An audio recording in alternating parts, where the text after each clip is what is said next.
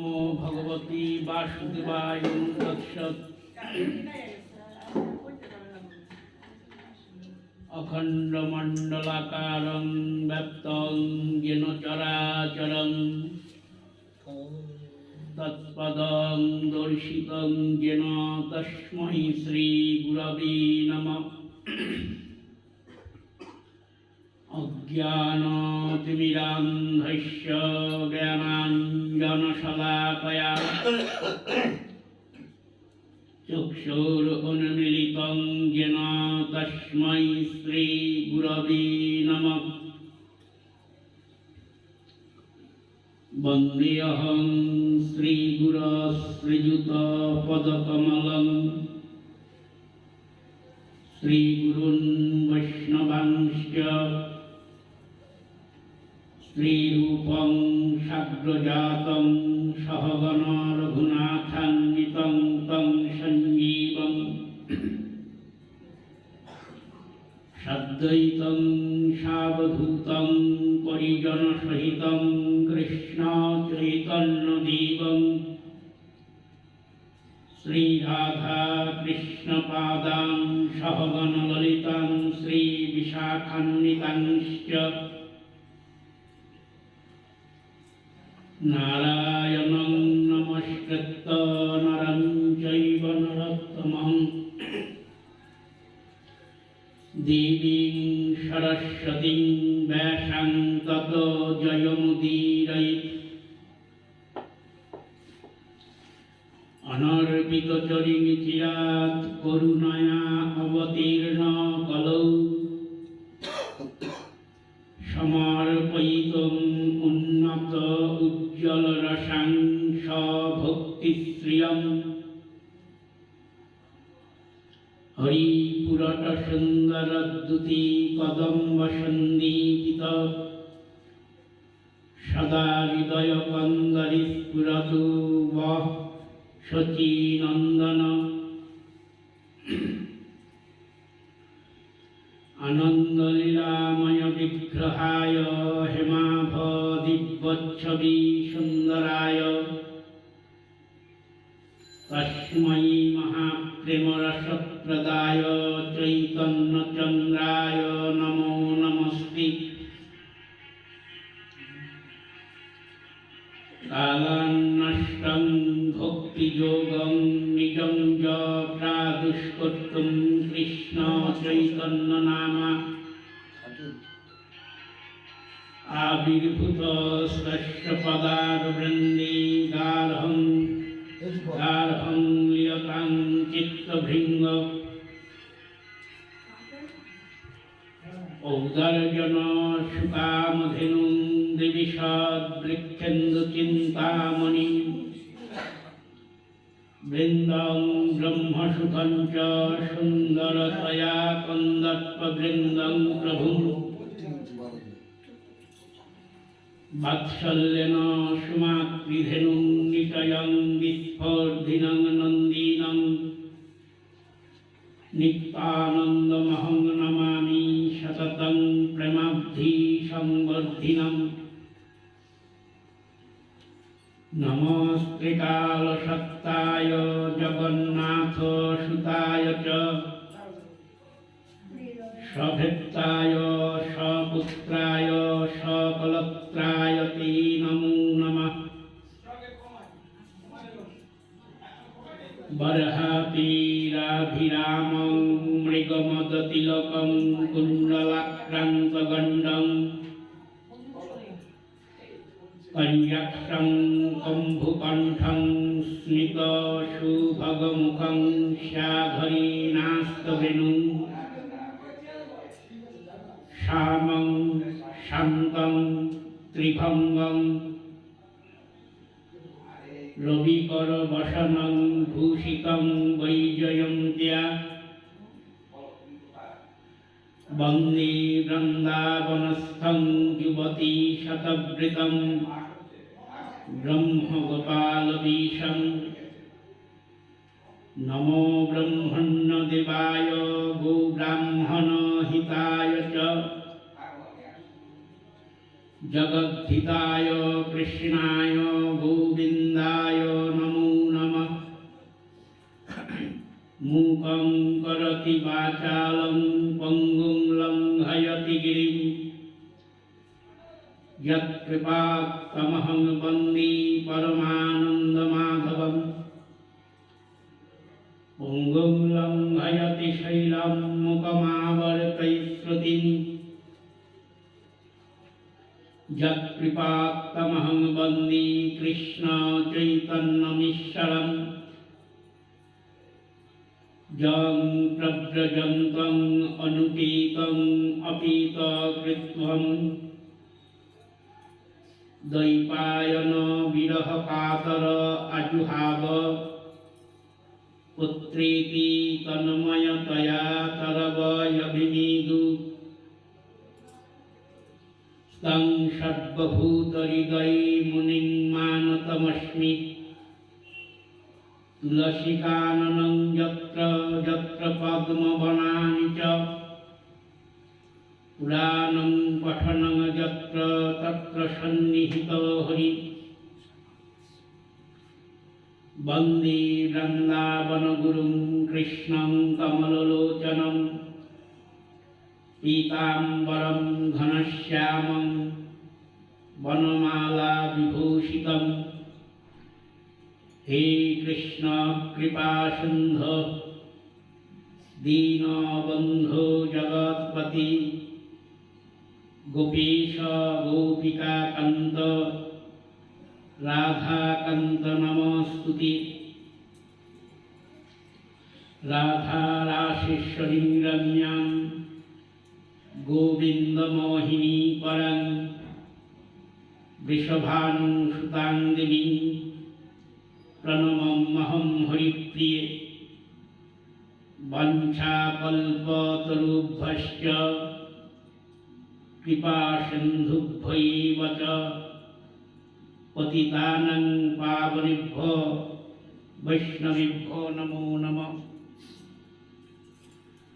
हरे कृष्ण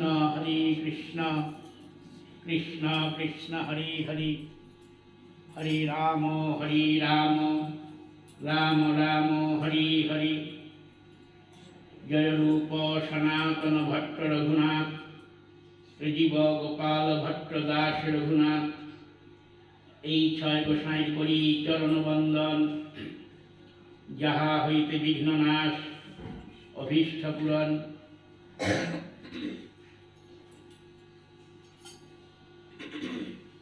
নিগমকল্পতরুর্গলিতং ফলং সুখমুখাদমৃতদ্রবসংযুতং পিবত ভাগবतं রসমালয়ং মুহুরহ রসিকা ভুবি ভাবুকা।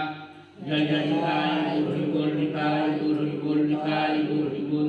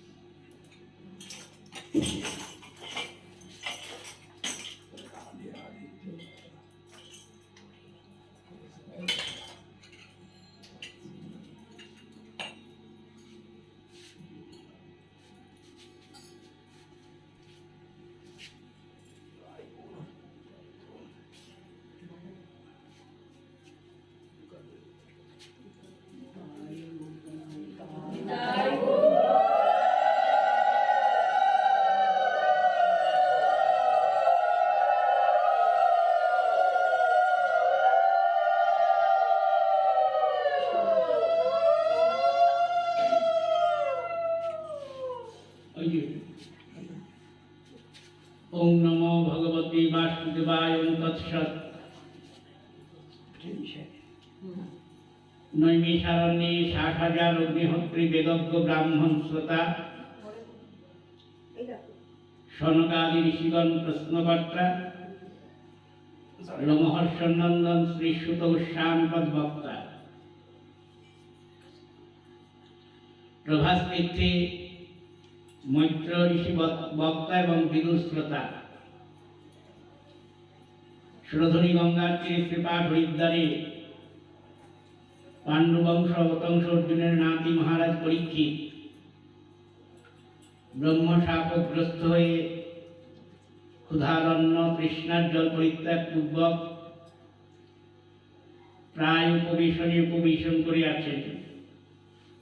সেই সভায় ভক্তক্লেশ কর্ষণকারী শ্রীকৃষ্ণের লীলা কথা বর্ণনা করে চলেছেন।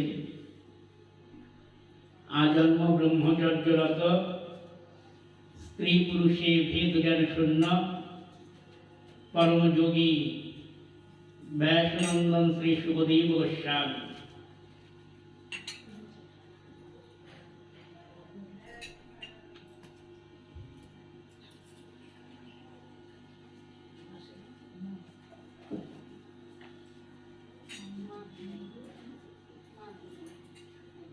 নিরপেক্ষং মুনিং শান্তং নির্বৈরং সমদর্শনং অনুব্রজাম্যহং নিত্যং কুয়েত্তং হৃরেণুভি।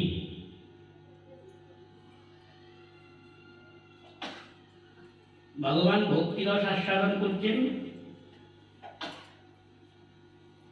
তাই তার মধ্যে ভক্তভাব পরিলক্ষিত হচ্ছে। ভক্তিরস যিনি আস্বাদন করুন তার মধ্যে ভক্তভাব জাগ্রত হবেই, সে ভক্তই হোক আর ভগবানই হোক। মহাপ্রভু স্বয়ং ভগবান, কিন্তু এইবার তিনি এসেছেন ভক্তিরস আস্বাদন করবেন বলে।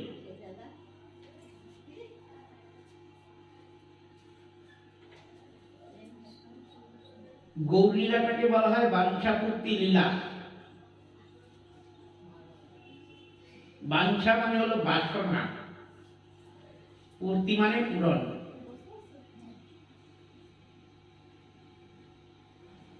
লীলা মানে খেলা।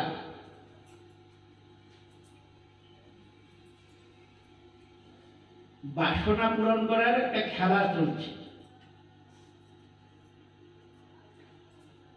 বাসনাটা যার পাদপদ্ম স্মরণ মাত্রেই সর্ববিধ বাসনা থেকে মুক্তি লাভ করা যায়, সেই বাসনা ধ্বংসকারী শ্রী ভগবানই বাসনা।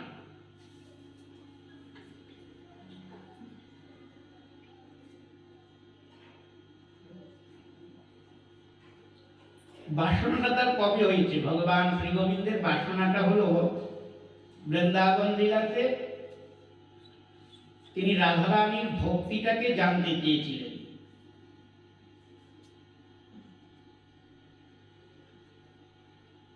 রাধারানীর ভক্তিটা কি? রাধারানী যে ভক্তি দিয়ে গোবিন্দ বশীভূত করেছেন সেই ভক্তিটা।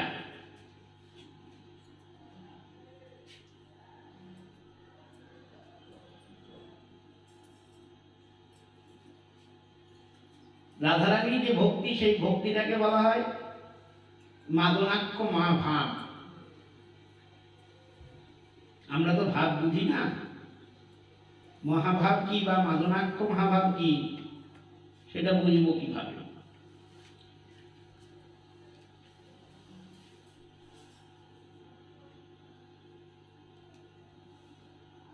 কবিরাজ গোস্বামী তার চৈতন্য চরিতামৃতে রাধারানীকে লক্ষ্য করে বলেছেন, ল্যাদিনীর সার প্রেম, প্রেম সার ভাব, ভাবের পরমকাষ্ঠা নাম মহাভাব। মহাভাব স্বরূপিণী রাধা ঠাকুরানী, সর্বগুণ খনি কৃষ্ণ কান্তা শিরোমণি।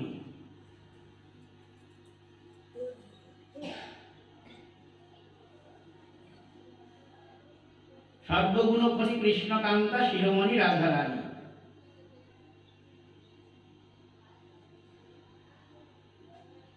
ব্রজরামাগণ সকলেই মাদনাক্ষ মহাভাবের মূর্তি বিশেষ, কিন্তু জীব গোস্বামীপাদ বলেছেন রাধারানী হল মাদনাক্ষ মহাভাবের মহাসমুদ্র। গোপীতেও আছে সেই ভক্তিটা, রাধারানীতে আছে সমুদ্রবৎ, গোপীতে আছে নদীবৎ। কৃষ্ণ যে প্রতিজ্ঞা করেছিলেন যে আমাকে যেইভাবে ভজন করে আমি তাকে সেইভাবেই ভজন করি, করে তার ঋণ শোধ করে দিই। সত্যি কথাই তাই। বস্তুত কৃষ্ণ কারো কাছে ঋণী থাকেন না।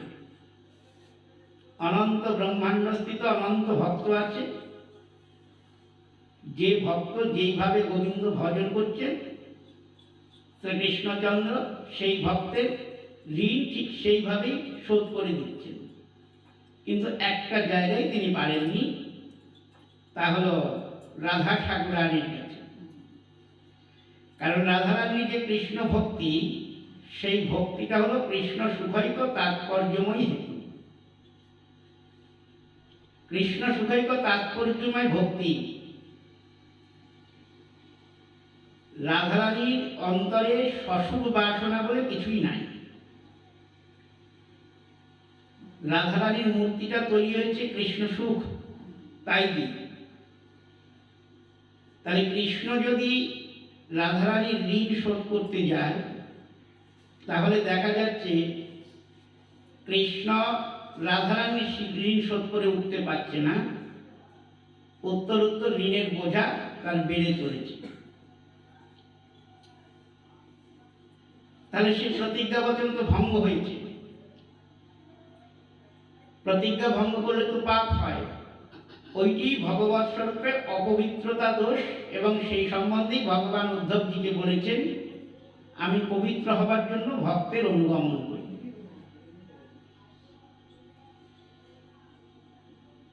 আসল ব্যাপার হলো ভক্তিরস আস্বাদন। ভক্তিরস আস্বাদন করতে গেলে ভক্তের দ্বারস্থ হতে হয়। তো ভক্তের চরণধূলি মস্তকে না ওঠা পর্যন্ত ভক্তি লাভ করা যায় না। সেটা ভক্তি জগতের মহাজন, তাদের মুখ থেকে আমরা শ্রবণ করতে পারি। কৃষ্ণের যে তিনখানা বাসনা, স্বরূপ দামোদরের পর্যায়ে বলা হচ্ছে শ্রাধায়া প্রণয় মহিমা কীদৃশ বানাইবা শব্দ জেনাদ্ভূত মাধুরিমা কীদৃশ বা মদীয় সৌক্ষণ চাষা মদনুভবত ব্যতিলোভা তদ্ভাবাঢ্য সমজনী শচীগর্ভ সিন্ধু ভৈন্দু। এটাই মহাপ্রভুর আবির্ভাবের কারণ। তিনখানা বাসনা কৃষ্ণের।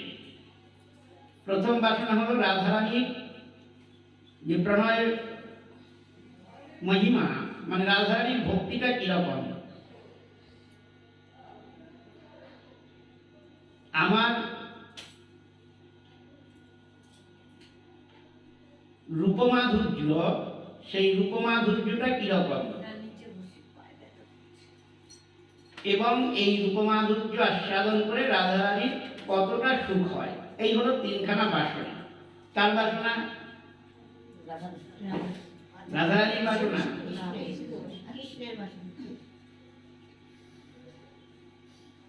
মহাপ্রভুর কারণ, আসার কারণ যদি জিজ্ঞাসা করা হয় তাহলে কি বলবেন?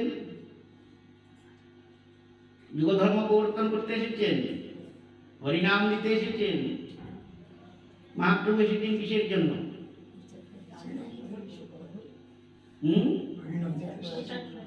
হরিনাম মহাপ্রভু দিতে আসেননি। হরিনাম প্রত্যেক কলিরই যুগধর্ম ছিল, আছে, থাকবে। মহাপ্রভু সমস্ত কলিতে তো আসে না। ব্রহ্মার প্রতিকল্পে তিহ একবার প্রকট হইয়া করে লীলার বিহার। ব্রহ্মার প্রতিকল্পে পূর্ণ ভগবান একবারই আসেন। আর পূর্ণ ভগবান যখনই আসবেন বুঝতে হবে যে ভক্তি বা দেওয়ার প্রশ্নটা এসে যাচ্ছে তার সঙ্গে। ভগবান তো বলেছেন যুগ ধর্ম প্রবর্তন হয় অংশ হইতে, আমা বিনা অন্যে নারে ব্রজ প্রেম দিতে। ব্রজ জাতীয় ভক্তি দানের বেলায় একমাত্র পূর্ণ ভগবান আসেন। যুগ ধর্ম প্রবর্তন ওটা ভগবানের কাছে কোনো কঠিন কাজ না, ওটা ভগবানের যে যুগাবতার আছে সেই যুগাবতারই করে দিতে পারে। ওর জন্য পূর্ণ ভগবানকে আসতে হবেন কেন? দুইজন ভগবান জগতের প্রয়োজনে আসে না, নিজের প্রয়োজনে এসেছে। পূর্বেও নিবেদন করেছি, ওই দুইজন ভগবানকে বাদ দিয়ে আর যত ভগবান এসেছেন পৃথিবীর বুকে, সমস্ত ভগবানই যুগের হিতের জন্য এসেছেন, যুগের কল্যাণের জন্য, তাই তো? যুগের হিত সাধনটা কি? গীতায় তো বলেছেন ভগবান পরিত্রাণায় সাধুনাং, সাধুদের পরিত্রাণ, বিনাশ দুষ্কৃতাং, দুষ্কৃতিকারী বিনাশ,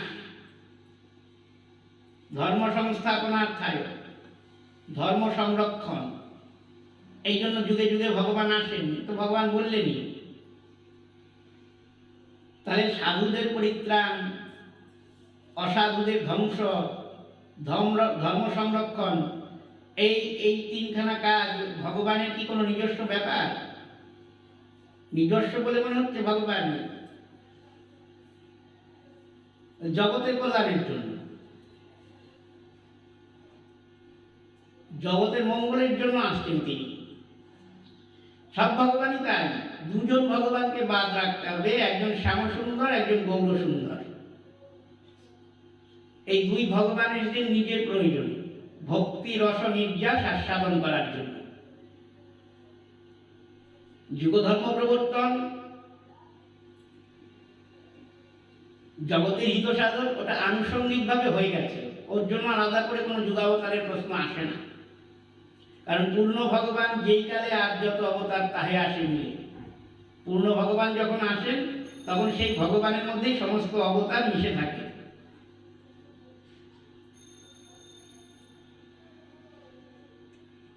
জন্মলীলায় আমরা দেখতে পাই না, কংসের জেলখানায় চতুর্ভুজ বালকের জন্ম হয়েছিল, চতুর্ভুজ ভগবানের। বসুদেব ভগবানের নির্দেশে নিয়ে আসলো কোথায়? গোকুলে।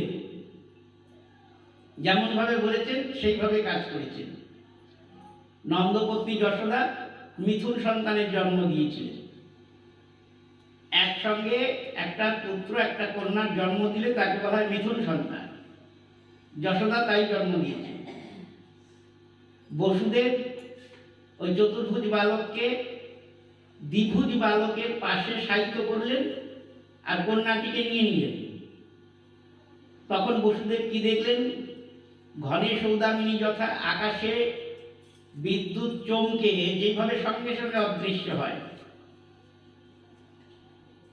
ঠিক সেইভাবে চতুর্ভুজ বালক দ্বিভুজ বালকে লীন হয়ে গেল। কি হলো? কি লীন হয়ে গেল? লীন হয়ে যাওয়া মানে কি? কে কার মধ্যে মিশলো? চতুর্ভুজ দ্বিভুজের মধ্যে মিশলো। চতুর্ভুজ দ্বিভুজে মিশে গেল। এর দ্বারা প্রমাণিত হচ্ছে যে অংশ অংশীতে লীন হয়। দ্বিভুজ বালক অংশী, চতুর্ভুজ তার অংশ। দ্বাপর যুগে যত দৈত্য অসুর নিধন সমস্ত ওই দ্বিভুজ বালকের মধ্যে চতুর্ভুজ বালক থেকে সেই কাজটা সম্পাদন করেছে। পুতনাদি যত রাক্ষসী, কংসাদি যত দৈত্য, এদেরকে ধ্বংস করেছেন কে? ওই চতুর্ভুজ নারায়ণ। তাকে তো দেখতে পাওয়া যায়নি, দেখতে পাওয়ার কথা না। সেই চতুর্ভুজ ভগবান দ্বিভুজ ভগবানের মধ্যে থেকেই ওই কাজটা করেছেন। কারণ পূর্ণ ভগবান যে শ্রীকৃষ্ণ, তিনি অসুর নিধন, কারোর উপর পীড়ন এই সমস্ত করেন না। তিনি প্রেম ও পুরুষোত্তম, লীলা পুরুষোত্তম। তার কাজটা হলো প্রেম বিতরণ করা, ভক্তি বিতরণ করা। তিনি এই সমস্ত কাজে অংশগ্রহণ করেন না, ওই জন্য তিনি তার সমস্ত ডিপার্টমেন্ট আলাদা করে দিয়েছেন।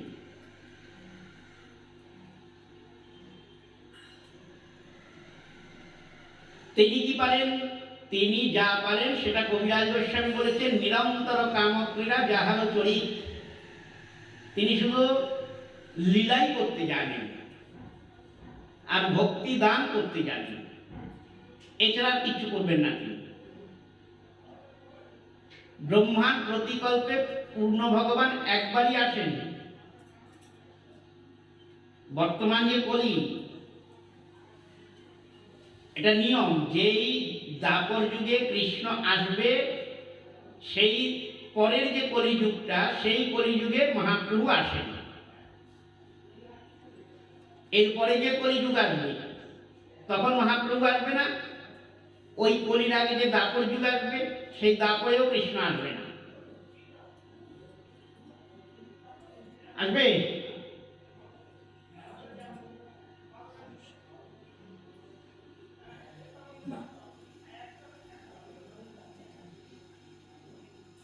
কারণ ব্রহ্মার প্রতিকল্পে একবার আসেন তিনি।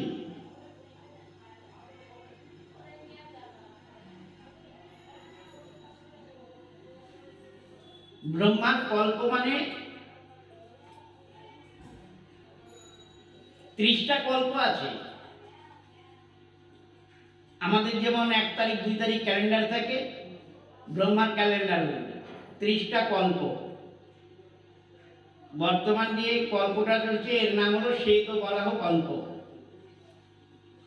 এই শ্বেত বরাহ কল্পের 28তম যে কলি, সেই কলিতে মহাপ্রভু আসেন। কিসের জন্য আসেন?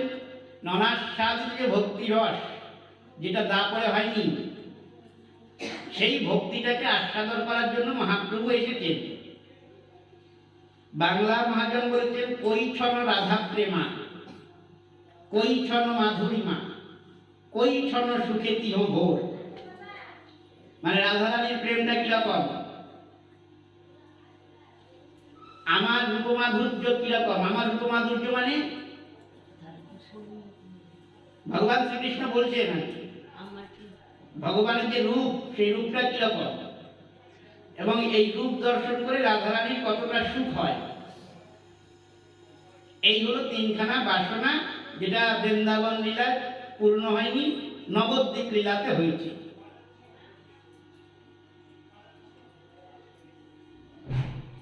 এতিন বাঞ্ছিত ধন ব্রজে রহিল পুরন। কেন না হওয়ার কারণ হলো, বৃন্দাবন লীলায় কৃষ্ণ ছিলেন আশ্রয় তত্ত্ব, তাই তো শ্রোতা ভক্তগণ? যা বলবেন গোসাই তাই তো, আবার জিজ্ঞাসা করেন কেন? আপনি যা বলবেন সেটাই ঠিক। আমরা তো সব জানি, আমরা শুনে আমরা তারপরে বলব। বৃন্দাবন লীলায় কৃষ্ণ ছিলেন ভক্তিরসের বিষয়, বিষয় তত্ত্ব ছিলেন। রাধারানী ছিলেন আশ্রয় তত্ত্ব, ভক্তিরসের।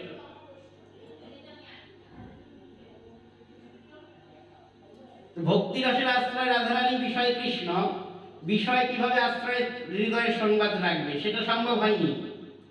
কারণ এই বাসনা 3খানাই বিজাতীয় বাসনা।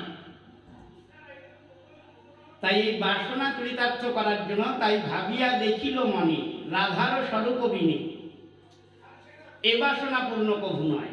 তাই রাধারানীর স্বরূপ ছাড়া এই বাসনা পূর্ণ হবে না। তাই রাধা ভাব কান্তি ধরি, রাধা প্রেম গুরু করি, আসি নদিয়াতে করল উদয়।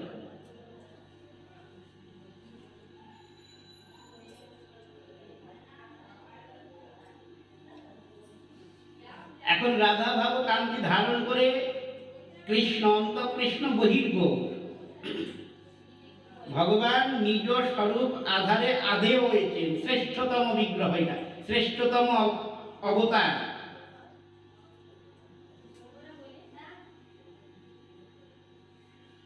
তাহলে ভক্তিরস তিনি আস্বাদন করছেন। মহাপ্রভু হরিনাম দিতে আসেনি, এটা জেনে রাখুন। মহাপ্রভু এসেছেন ভক্তি দিতে।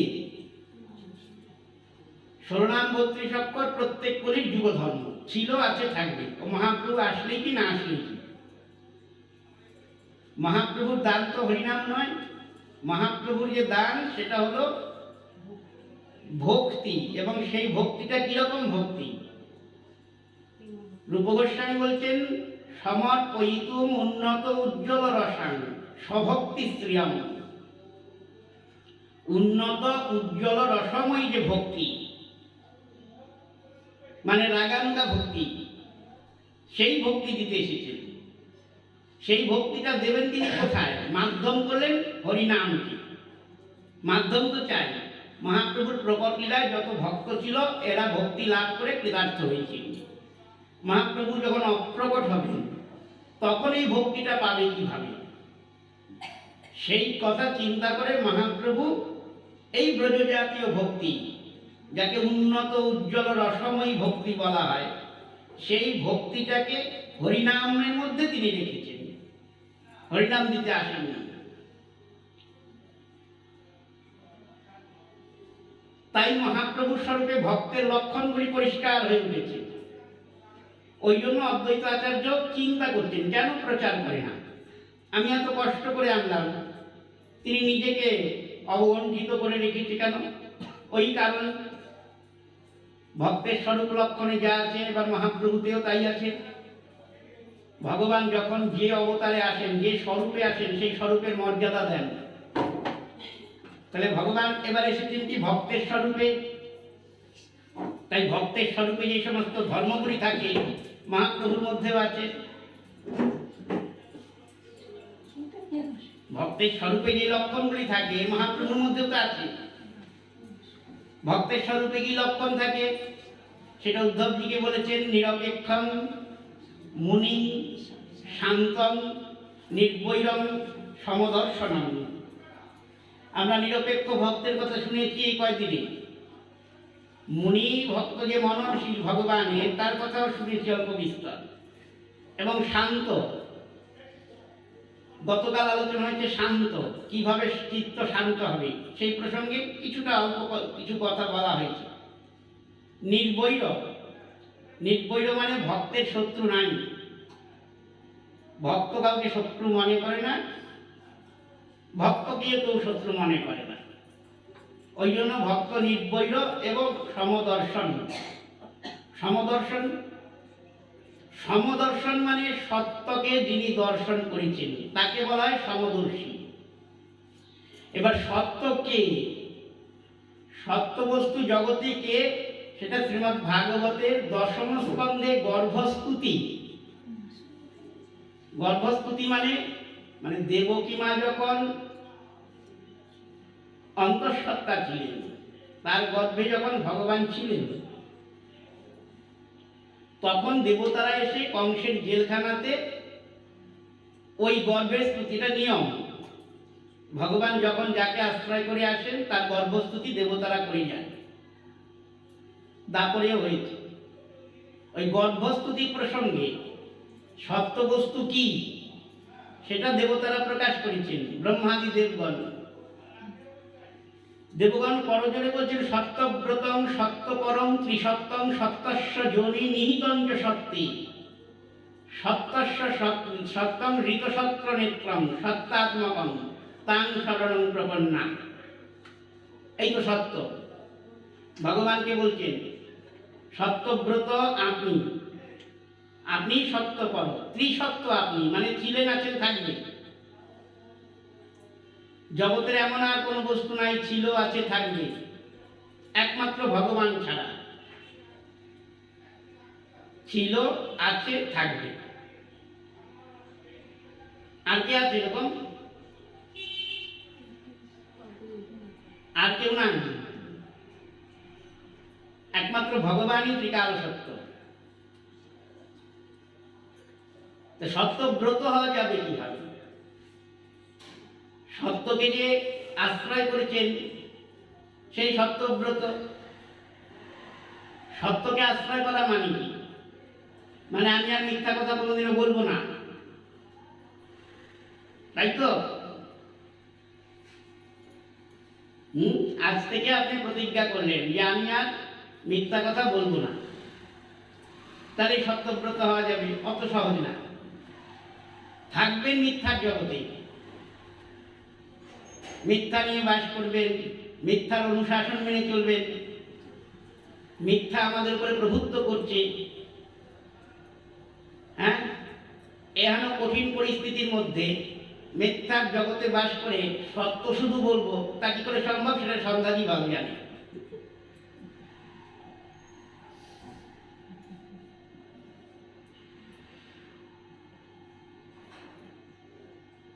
আপনি প্রতিজ্ঞা করলেন আমি আর মিথ্যা কথা বলবো না, এখন থেকে সত্যি কথাই বলবো, তাহলেই তো সত্যব্রত হওয়া যাবে। তো ভালো কথা, আপনি সত্যি কথাই বলছেন এখন থেকে। একদিন একটা ঘটনা ঘটলো আপনার জীবনে, সেটা কি? সেটা আপনি কোনো এক নিভৃত নিরালা জায়গায় বসে আছেন, এমন সময় এক বৃদ্ধ ব্রাহ্মণ, আপনি মনে করুন এরকম ঘটনা যদি আপনার সম্মুখে ঘটে, আপনার জীবনে ঘটে, আপনি কি করবেন? আপনি তো সত্যব্রত, মিথ্যা কথা বলবেন না। কিন্তু এমন একটা পরিস্থিতি ঘটলো, যেটা আমি বলছি ভালো করে শুনুন। আপনি মিথ্যা কথা বলেন না, আপনি সত্যব্রত হয়েছেন। আপনি এমন এক জায়গায় বসে আছেন,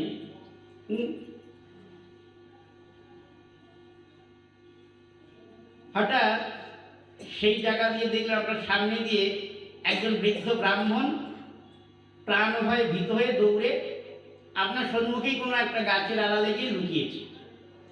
আপনি বুঝতে পারলেন যে এই বৃদ্ধ ব্রাহ্মণ অত্যন্ত ভীত। তার খানিকক্ষণ পরে আবার আপনি দেখলেন একদল শস্ত্রধারী লোক, দস্যু, ওইখানে এসে খুঁজতে খুঁজতে আপনাকে দেখে জিজ্ঞাসা করছে যে আপনি তো এখানে বসে আছেন, দেখেছেন এখান দিয়ে এক ব্রাহ্মণ গেছে? আপনি তখন কি, আপনি বুঝতে পারছেন যে বললেই ওই ব্রাহ্মণকে ধরে এনে এরা বধ করবে, মেরে ফেলবে। তখন আপনি কি সত্য কথা বলবেন বলুন? আপনি কি সত্যব্রতে স্থির থাকবেন? যদি তাই থাকেন তাহলে ব্রাহ্মণের হত্যার দায় আপনার উপর পড়বে, আপনার সত্যব্রত বেরিয়ে যাবে। যদি বলেন আপনি, আপনার তো বলতে হবে তখন সত্য কথাই, আপনি তো সত্যব্রত হয়েছেন যে আমি দেখেছি ওইখানে লুকিয়েছে। অমনি দস্যুরা ধরে এনে আপনার সামনেই ব্রাহ্মণকে মেরে ফেলবে, বিনাশ করবে, বধ করবে। তখন আপনাকে বাধ্য হয়ে বলতে হবে যে না তো আমি দেখিনি, তো ওইদিকে বা কোন দিকে গেছে, হয়তো আপনারা ওইদিকে যান, এটাই তো বলতে হবে, তাহলে ধর্ম রক্ষা হবে।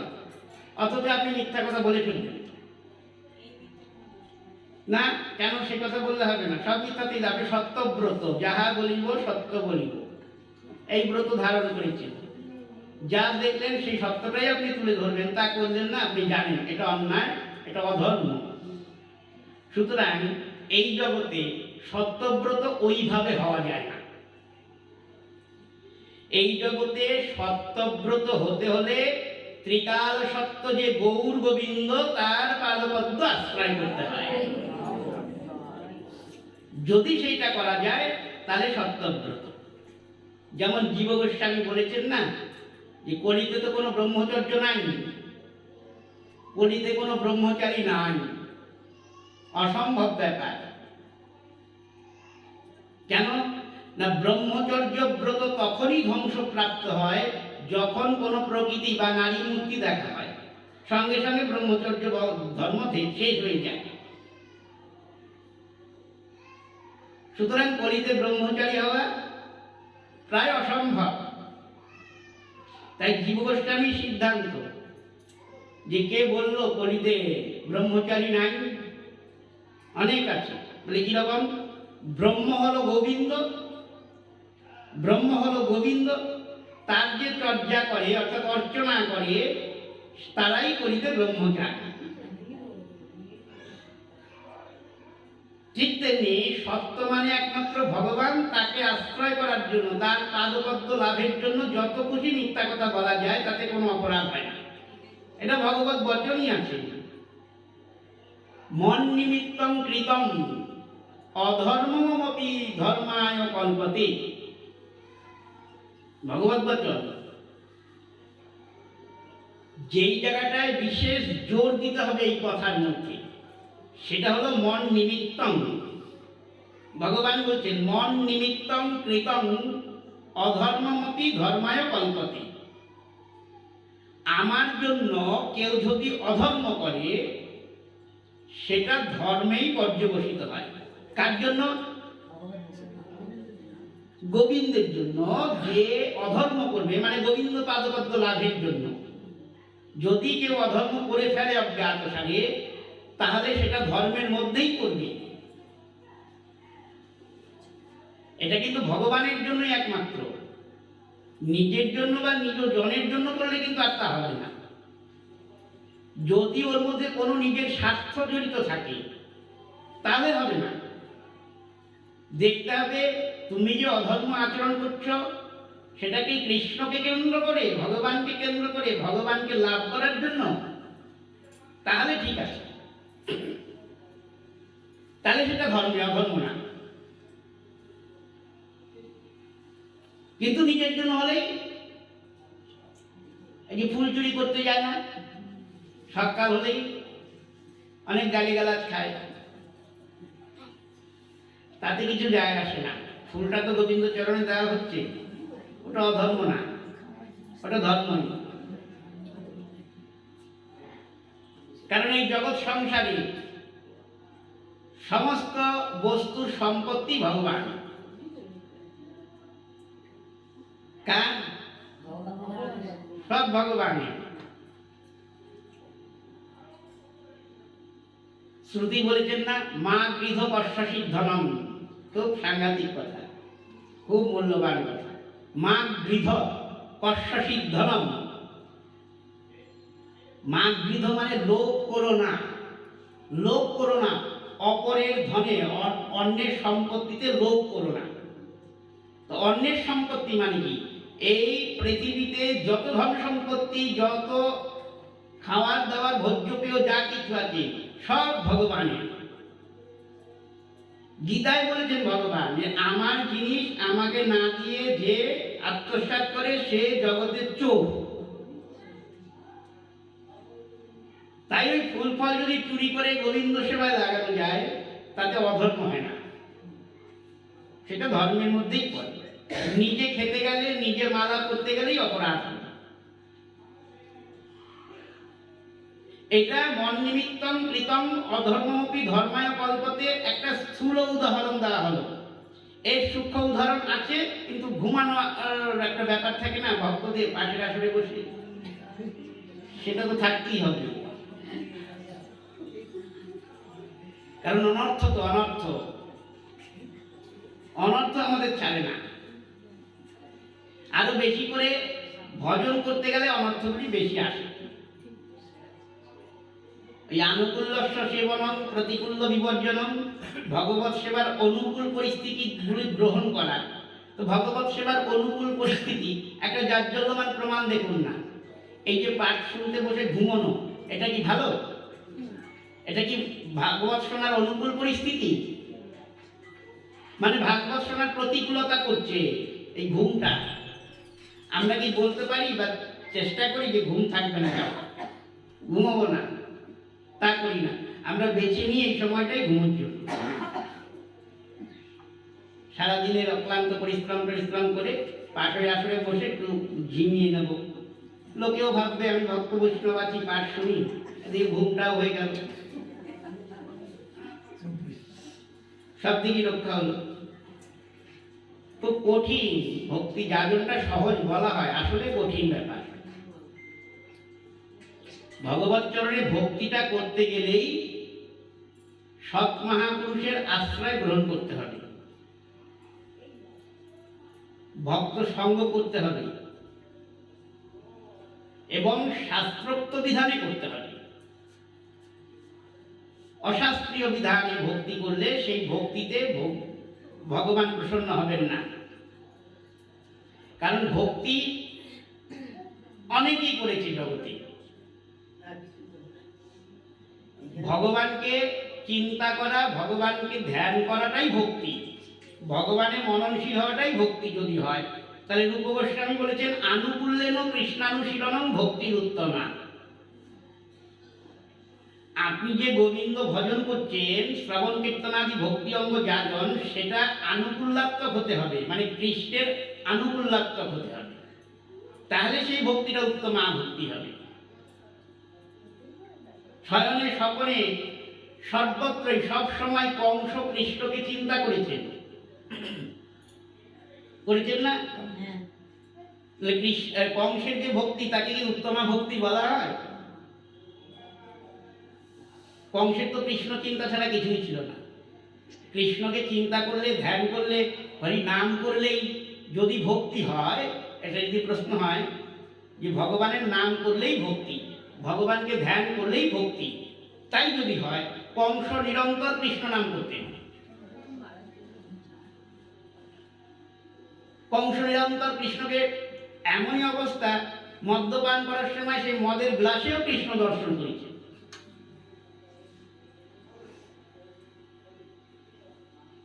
এবং আতঙ্কবশত কখনো হাত পা গুলো দেখছি কৃষ্ণের মতো, নিজেরই হাত পা।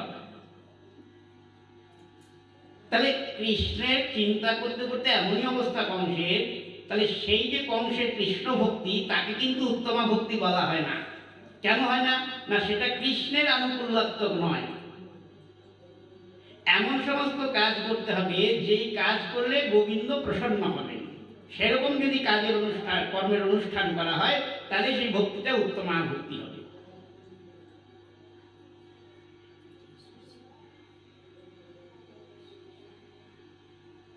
তাই শাস্ত্রবচন অনুসারে শাস্ত্রবাক্য মর্যাদা দিয়ে ভক্তি করার নিয়ম করেছে। মহাপ্রভু সনাতন গোস্বামীকে বললেন, তুমি বৃন্দাবনে যাও, বৃন্দাবনে গিয়ে ভক্তি স্মৃতি তৈরি করো। শাস্ত্র আর কি? বৃন্দাবনে কৃষ্ণ সেবা বৈষ্ণব আচার, ভক্তি স্মৃতি শাস্ত্র করি করিহ প্রচার। শুধু তাই না, সনাতনকে আরো তিনি নির্দেশ দিয়েছেন, সর্বত্র প্রমাণ দিবে পুরাণ বচন। কি দিবে? পুরাণ মানে কি? অনেকদিন আগের কথা। পুরাণ কথা মানে কি? পুরাণ মানে আমাদের যেমন অষ্টাদশ মহাপুরাণ আছে, শাস্ত্র, শ্রীমদ ভাগবত মহাপুরাণ, ব্রহ্মবৈবর্ত পুরাণ, পদ্ম পুরাণ, বরাহ পুরাণ, দেবী পুরাণ, সমস্ত পুরাণ আছে না, স্কন্দ পুরাণ। সনাতন তুমি যে ভক্তি শাস্ত্রটা রচনা করবে, সব জায়গায় পুরাণের প্রমাণ দেবে, পুরাণ বচনের প্রমাণ দেবে, নিজস্ব কোনো মতামত আরোপ করবে না। তাহলে বুঝে দেখুন, এখন আমরা ভগবানকে নিজজন বলে মনে করতে চাই, এই জন্য গোপুকে আমরা খুব ভালোবাসি। গোপু নাম রেখেছি আদর করে, গোপু। এই গোপুকে নিয়ে সব জায়গায় যাই। আমি দুর্গা ঠাকুর দেখতে বেরিয়েছিলাম, ওই দিকে লাইনের ওপারে একটা প্যান্ডেলে অদ্ভুত ব্যাপার দেখলাম। কি না, একটা গোপালের বিগ্রহ মা দুর্গার সামনে বসানো, তার সামনে এক বোতল জল, একটা প্লেটে কতগুলো বিস্কুট দেওয়া।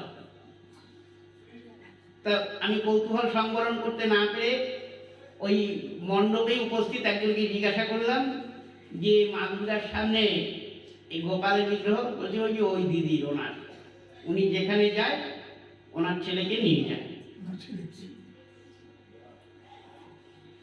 ভগবানকে সন্তান মনে করার মতন ভালো কথা তো আর এর চাইতে আর ভালো কিছু নাই।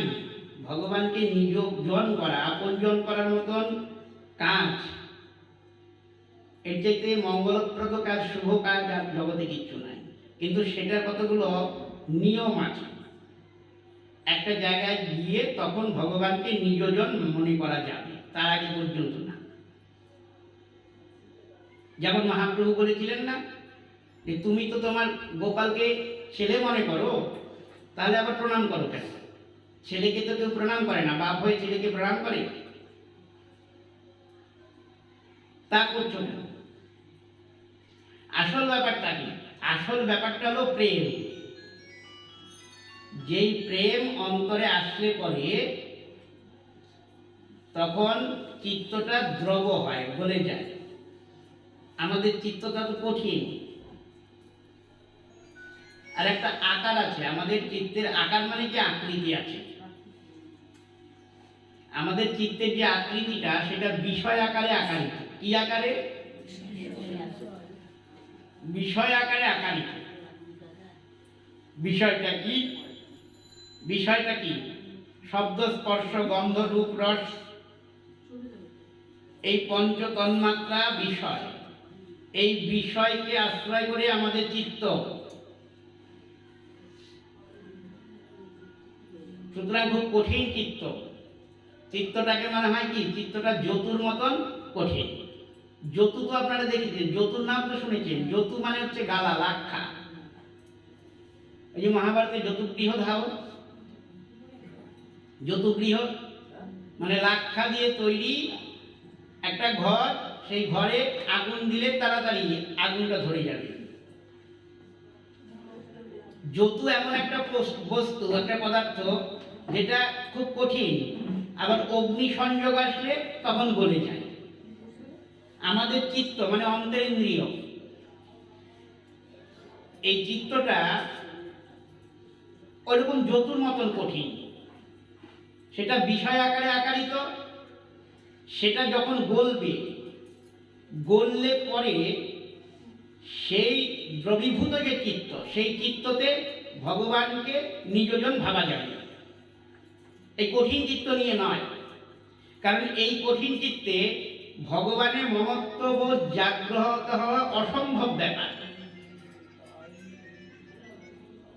ভগবান আমার, এই বুদ্ধিটা কায়িক, বাচিক, মানসিক ত্রিবিধভাবে সত্য হবে না, কারণ চিত্তটা তখন কঠিন আছে। তাই এই চিত্তটাকে দ্রব করতে হবে, গলিয়ে দিতে হবে। একদম গলিয়ে দিতে হবে। কিরকম না, মধুবৎ যখন দ্রব হবে তখন চিত্তে ভগবানের মমত্ববোধ জাগ্রত হবে, ভগবানকে নিজের মনে করা যাবে। সেটা গলবে কিভাবে? প্রেমের দ্বারা। প্রেম ছাড়া, প্রেম মানে ভক্তি, প্রেম ছাড়া ভগবানকে কেনা যাবে না, বোঝা যাবে না। ওটা রোজগার করতে হয়। ওটাই হলো ভগবানকে নিজের মনে করার উপায়। সেটা রোজগার করবেন কিভাবে? আপনি বলতে পারেন, আমি বলতে পারি আমার প্রেম যে চিত্তে নাই, বা আমি ভগবানকে যে আপন মনে করছি, সেটা দিয়ে প্রেম দিয়ে যে করছি না, সেটা আপনি বাইরে থেকে বুঝবেন কিভাবে? আমার যে প্রেম নাই সেটা আপনি বুঝবেন কিভাবে? এই প্রশ্নের উত্তর হবে, আপনার অন্তরে যে প্রেম নাই সেটা হলো আপনি দেহেতে আছেন। তাই দেহেতে মানে জীবন্ত আছেন, বেঁচে আছেন। কারণ প্রেম লাভের পরে সাধক আর এই দেহে থাকে না। এই জগতে ওইটুকু পর্যন্ত যেহেতু রোজগারের ব্যাপারটা, প্রেম লাভ হয়ে গেল, এই পর্যন্ত এই জগতের কাজ। বাকি কাজটা হবে নিত্য লীলায়, অট্টকট বৃন্দাবনে, গোলক বৃন্দাবন। প্রেম লাভের পর সাধক দেহেতে আছে এমন দৃষ্টান্ত বিরল। প্রেম দূরে থাক, প্রেমের যে আগের ভূমিকা, প্রেমের যে আগের ভূমি, তাকে বলা হয়েছে ভাব বা রতি ভক্তি। সেই রতি ভক্তির যে লক্ষণ, অনুভব, 9খানা অনুভব শাস্ত্রে বলা হয়েছে। কবিরাজ গোস্বামী বলছেন, সাধন ভক্তি হইতে হয় রতির উদয়, রতি গাঢ় হইলে প্রেম নাম কয়। প্রেম বৃদ্ধি ক্রমে স্নেহ মান প্রণয়, রাগ অনুরাগ ভাব মহাভাব কয়। কে বলেছেন কথাটা? কার? কবিরাজ গোস্বামী। তিনি বলছেন কি সাধন ভক্তি হইতে হয় রতির উদয়, রতি গাঢ় হইলে প্রেম নাম হয়। সাধন ভক্তি মানে কি? সাধন ভক্তি হলো শ্রবণ কীর্তনাদি ভক্তি অঙ্গ জাগরণ, এটাকে বলা হয়েছে সাধন ভক্তি। শ্রবণ কীর্তনাদি ভক্তি অঙ্গ জাগরণ এই যে আপনারা করছেন, এর নাম হলো সাধন ভক্তি। এই সাধন ভক্তি থেকে হবে রতি ভক্তির জন্ম। রতি গাঢ় হইলে প্রেম নাম হয়। রতি ভক্তি যখন গাঢ় হবে, ঘনীভূত অবস্থা হবে, তখন তাকে প্রেম বলা হয়। দুধ জাল দিতে দিতে দিতে দিতে যখন একদম শক্ত হয়ে যায়, তখন তাকে কি বলা হয়? তখন কেউ দুধ বলে? তখন ক্ষীর বলে না? ঠিক তেমনি ভাব ভক্তি যখন ঘন হয়ে যায়, তখন তার নাম হয় প্রেম। সবসময় মনে রাখবেন, একটাই ভক্তি রস। এই একই ভক্তি রস সাধক ভক্তের অন্তরে পাক হয় এবং পাক হতে হতে উত্তরোত্তর তার উৎকর্ষতা বৃদ্ধি হয় এবং ওই ভক্তি রসের নামটা শুধু আলাদা হয়ে যায়। বোঝা গেছে তো? সংবিত প্রধান লাদিন সারস্বরূপা যে ভক্তি, একই ভক্তি, এই ভক্তির নামটা আলাদা হয়ে যাচ্ছে কেন? নামটা আলাদা হয়ে যাচ্ছে সাধকের অন্তরে, সাধক ভক্তের অন্তরে পাকের তারতম্য অনুসারে এবং উত্তরোত্তর উৎকর্ষতা প্রাপ্ত হচ্ছে। ওই একই ভক্তির নামটা আলাদা হয়ে যাচ্ছে। এই জগতে একটা দৃষ্টান্ত দিয়ে বোঝাই, তাহলে আপনাদের বুঝতে সুবিধা হবে। একই আখের রস, আখের রস সেটা পাক হলে প্রথম অবস্থায় তার নাম কি হয়? গুড়, তারপর চিনি, তারপর মিছরি, তারপর শীতফল মিছরি, তারপর খণ্ড মিছরি, তারপর পদ্মরাগ মিছরি। রস কিন্তু একটাই।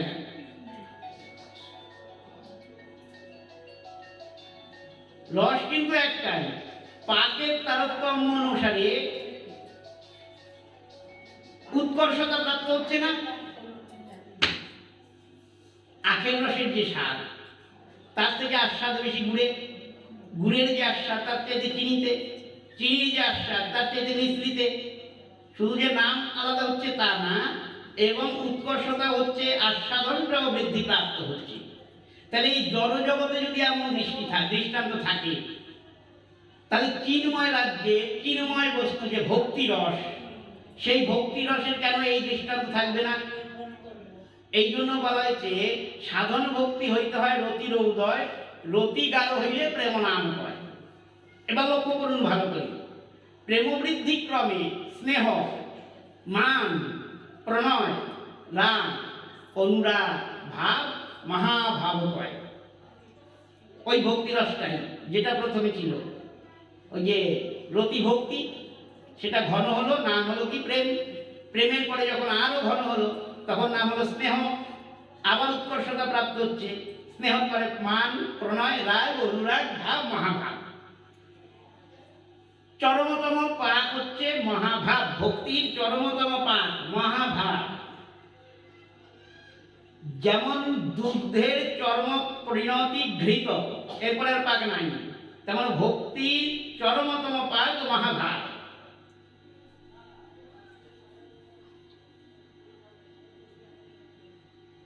কি শ্রোতা ভক্তগণ, ভালো লাগছে না? গল্প হচ্ছে না? ভালো লাগছে, ভালো লাগছে।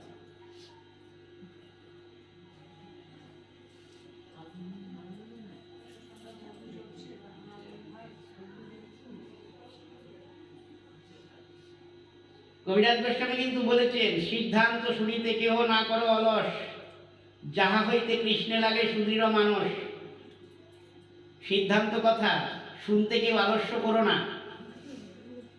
যদি কৃষ্ণে মনোনিবেশ করতে হয়, কৃষ্ণে যদি মন চালাতে হয়, কৃষ্ণ সাগরে মনোরূপ হংস যদি সন্তরণ করাতে হয়, তাহলে সিদ্ধান্ত কথা অবশ্যই শুনতে হবে,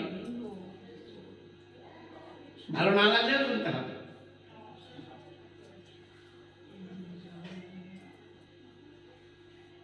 তাহলে একটাই ভক্তি রস, সাধক ভক্তের অন্তরে পাক হতে হতে ক্রমশ উৎকর্ষতা প্রাপ্ত হতে হতে নামটা পরিবর্তন হয়ে যাচ্ছে এবং তার আস্বাদও বেড়ে যাচ্ছে।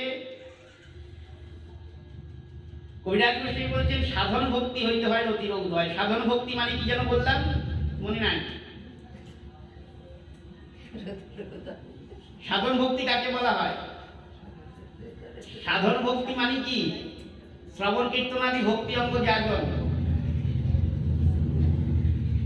শুনতে বলেই ভগবানের লীলা কথা, কিন্তু মনটা তো এখানে নাই। মনটা ঠিক তার কাজ করে চলেছে, যার যার জায়গায় চলে গেছে মন। তাহলে হবে কিভাবে?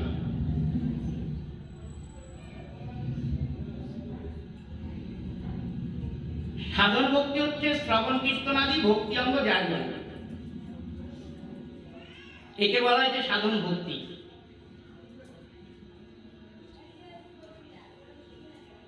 এই সাধন ভক্তিটা মানে আপনি যে ভাব ভক্তি নামক ভূমিকায় অবস্থান করবেন, সাধক ভক্ত যে করে, তার আগের প্রক্রিয়াগুলো কি? আদৌ শ্রদ্ধা, প্রথমে হবে শ্রদ্ধা। শ্রদ্ধা মানে বিশ্বাস। তার কদ্দূর বিশ্বাস কি জানি? যার বিশ্বাসটা যত দৃঢ়, কিসে বিশ্বাস? সাধু বাক্যে, শাস্ত্র বাক্যে, গুরু বাক্যে বিশ্বাসটা রাখতে হবে। প্রথম এটার দরকার আদৌ শ্রদ্ধা, তত সাধু সঙ্গ, তারপরে হয় সাধু সঙ্গ। সাধু সঙ্গের পরে হয় ভজন ক্রিয়া, ভজন ক্রিয়ার পরে হয় অনর্থ নিবৃত্তি, অনর্থ নিবৃত্তির পরে নিষ্ঠা, নিষ্ঠার পরে রুচি, রুচির পরে আসক্তি, আসক্তির পরে ওই ভাব মানে রতি ভক্তি। তাহলে কতগুলো সোপান আপনাকে অতিক্রম করতে হচ্ছে ভগবানের ঘরে পৌঁছানোর জন্য। প্রথম যে সিঁড়িটা, ওর নাম হলো শ্রদ্ধা। গুরুদেব যেইভাবে বলেছে সেইভাবেই ভজন করতে হবে, শাস্ত্র যেইভাবে নির্দেশ দিয়েছে সেইভাবেই চলতে হবে। গলায় তুলসীর মালা ধারণ করতে হবে, দাদু সঙ্গে তিলক রচনা করতে হবে, যদি গোবিন্দ পাওয়ার আরতি থাকে, লোভ থাকে, শ্রদ্ধাপূর্বক একাদশী ব্রতের অনুষ্ঠান করতে হবে এবং প্রসাদ ভুজি হতে হবে। ওই দৃষ্টান্ত দিলে হবে না, আত্মায় চাই তাই খাই, তা করলে চলবে না। আত্মা কখনো ওই সমস্ত খেতে চায় না। আত্মা সম্বন্ধে যাদের জ্ঞান নাই তারাই এই কথা বলে। আত্মা ভগবানের অংশ। ভগবানের অংশ কখনো পশুর মাংস, জন্তু জানোয়ারের মাংস ও সমস্ত খেয়ে তৃপ্তি লাভ করে না। ভগবান সবসময় আস্বাদন করে ভক্তি রস। আত্মার আহার হলো হরিনাম। শ্রুতির কথা, আমার কথা না, শ্রুতি, শ্রুতি মানে উপনিষদের কথা। হরিগুণ কীর্তন হি আত্মন ঘাস, ঘাস মানে অন্ন, হরিনাম হলো আত্মার অন্ন। আর এই যে আমরা জীবহিংসা করি রসনা তৃপ্তির জন্য, রসনা তৃপ্তির জন্য যে জীবহিংসা করি প্রত্যেক দিন, ওটা দেহের জন্য, আত্মার জন্য নয়, দেহকে সুস্থ রাখার জন্য। আরে বাবা, দেহকে যতই তুমি দাও, ভালো মন্দ খাও, বেশি দিন সুস্থ থাকবে না। তো দেখো না, এক জায়গায় বসতে পারছো না ঠিক করে, আমিও পারছি না। কত তো যত্ন করি, ত্রুটিটা কি যত্ন করার? যতই যত্ন করো, এই দেহের ধর্ম হলো একদিন না একদিন পড়ে যাবে। পৃথিবীতে এমন কোনো ওষুধ নাই যে ওষুধ সেবন করলে বা শলাকার দ্বারা ভিতরে প্রবেশ করিয়ে দিলে দেহ চিরকাল যে যৌবনের সময় যেমন থাকে সেই অবস্থায় দেহ থাকবে, তা হয় না। কাল কবলিত আমরা, আমাদের জরায় ধরে নিয়েছে। এই দেহের ধর্ম হলো একদিন, আজ হোক, কাল হোক, 100 বছর পরে হোক, পড়ে যাবে। যতই যত্ন করো, যত ভালো ভালো ক্রিম মেখে চামড়াকে টান রাখার চেষ্টা করো, থাকবে না। আইলাইনার লাগাও, কি লাগাও কি না লাগাও, মুসুরির ডাল, তারপরে কাঁচা হলুদ, তারপরে বেসন, কত কিছু মুখে মাখছ, তাতে কি হবে? জৌলুস চলে গেছে, আর হবে না। ওটা আর হয় না প্রাকৃতিক জগতে। হ্যাঁ, এই মায়ার জগতে যে ব্যবস্থা দেওয়া হয়েছে, জায়তে অস্থি বর্ধন্তে অপক্ষীয়তে নশ্বতি যদি প্রভৃতি, যে ষড়বিকার, ছয়খানা বিকার আছে এই জগতে। এই বিকারের হাত থেকে কেউ অব্যাহতি পায় না। পথের ভিখারি থেকে একদম রাজা মহারাজ পর্যন্ত, আর এদের কথা ছাড়ো না, আব্রহ্মস্তম্ভ পর্যন্ত, ব্রহ্মা পর্যন্ত এই বিকারের হাত থেকে, ছয়খানা বিকার এর হাত থেকে বেরোতে পারে না। ছয়খানা বিকারটা কি? প্রথমে হলো জায়তে, জায়তে মানে জন্মানো। তারপরে হলো অস্থি, জন্মানোর পরে অস্থি মানে আছে। তারপরে হলো বর্ধন্তে, বাড়ছে বাড়ছে। তারপরে হলো বিপরিণমতে, পরিবর্তন হচ্ছে। তারপরে অপক্ষীয়তে মানে ক্ষয়প্রাপ্ত হচ্ছে। তারপরে নশ্বতি, ধ্বংস হয়ে যাচ্ছে। মনে মনে ভাবো তো, এই ছয়খানা বিকারের হাত থেকে কে বেরিয়েছে? কোন চক্রবর্তী সম্রাট এই ছয়খানা বিকারের হাত থেকে বেরোতে পেরেছে? কেউ পারবে না। কারণ মায়ার জগৎ, কাল কবলিত আমরা। প্রত্যেকটা দিন যায়, আমাদের পরমায়ু ক্ষয়প্রাপ্ত হয়। তাই এই নশ্বর দেহকে টিকিয়ে রাখার যে আপ্রাণ চেষ্টা, আর সেই চেষ্টায় বলি হয় যে সমস্ত অবলা প্রাণীগুলো, এর মতন জঘন্য পাপ জগতে আর কিছু নাই। গৌর গোবিন্দের প্রসাদ যারা সেবন করে তারাও জীবিত থাকে। যাও না বৃন্দাবনাদি ধামে, দেখতে পাবে ভজনের দেহ কাকে বলে। একজনের 90 বছর, 100 বছর গিরি গোবর্ধন পরিক্রমা করছে, অত্যন্ত অল্প প্রসাদ গ্রহণ করে। তাদের তো জ্যান্ত জ্যান্ত লাগে না প্রত্যেক দিন? তারা জানে হরিগুণ কীর্তনই আত্মনভাস, হরি নামই হলো আত্মার আহার। কারণ আত্মা আলাদা জাত, সচ্চিদানন্দের জাত। তার আহার ওই সচ্চিদানন্দেরই আহার হতে হবে। প্রাকৃত জগতের প্রাকৃত প্রতিগন্ধময় আহার তার হয় না, ওটা দেহের জন্য করা হয়। আমাদের এই দেহের মধ্যে আরেকটা দেহ আছে, তাকে বলা হয় সূক্ষ্ম দেহ। ওই সূক্ষ্ম দেহর আবার আরেকটা ধর্ম আছে। এই দেহটার ধর্ম কিরকম? এটা স্থূল দেহ বলা হয়। এই স্থূল দেহ ধর্ম কি? একে যতই যত্ন করো একদিন শেষ হয়ে যাবে। আর এর ভেতরে যে একটা দেহ আছে, তার ধর্মটা কি? ওকে যত্ন করতে হয় না, ও অনন্তকাল ধরে জীবিত আছে এবং থাকবে। এই দেহটা চতুর্বিংশতি তত্ত্ব নিয়ে, 24খানা তত্ত্ব নিয়ে, আর এই দেহটার ভেতরে যে দেহটা আছে, যাকে সূক্ষ্ম দেহ বলা হয়, ওই সূক্ষ্ম দেহটা সপ্তদশ অবয়বে, 17টা অবয়বের দ্বারা গঠিত।